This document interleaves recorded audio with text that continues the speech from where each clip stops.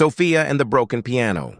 In the historic heart of Prague, where the cobblestone streets echoed with centuries of stories, Sofia was a fixture. A blonde street pianist with a fierce, quiet passion, she played every evening on a cracked, old, upright piano she had salvaged from an alley. Rain or snow, she filled the old town square with soft, aching melodies, tunes that spoke of longing, memory, and defiant beauty. She didn't play for money, but to give voice to the silence of the city. One frosty evening, as Sofia was lost in a complex, melancholy piece, another voice joined the conversation. A violin, rich and melancholic, perfectly mirrored her notes. The sound was seamless, a voice that recognized and completed hers. She looked up. Across the square, under the haze of a street lamplight, stood a man named Emil. He was a total stranger, yet his music spoke the exact same language as her own. They played together, two souls meeting not through words but through the shared, imperfect instrument of the music.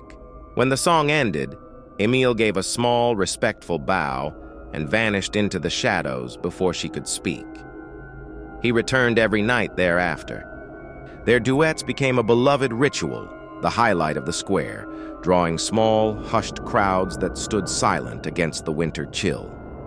As the heavy snow began to fall, the city council announced a new, harsh ban on street performers, citing noise complaints. The next morning, Sofia arrived at the square. Her familiar broken piano was gone. All that remained was a damp, dark patch on the cobblestones where it had stood.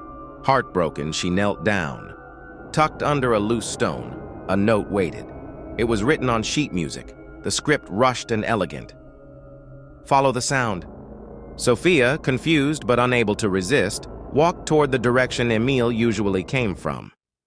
She followed the sound of a violin, not the grand, sweeping sound of a stage performance, but a warm, intimate melody coming from a side alley. The sound led her to a small, candlelit cafe tucked away from the main square. She pushed open the heavy wooden door. There, in the center of the room, sat Emil, and beside him, beautifully restored and polished, stood her old upright piano. It was clean, tuned, and looked magnificent under the soft glow of the cafe lights. Emil looked up from his violin, his eyes shining. "They can ban the streets," he said, tapping the newly varnished wood, "but they can't ban the music." He then played a simple, welcoming chord. Sofia sat down, placed her hands on the familiar keys, and they began their first, full duet in the warm silence of the cafe. When the last note faded, they didn't speak. Emil simply put down his violin, walked across the floor, and leaned over the piano. Their eyes met, and their first kiss was as sweet and imperfect as the fragile, aching melody they had just created, the music that had brought them together, finally complete.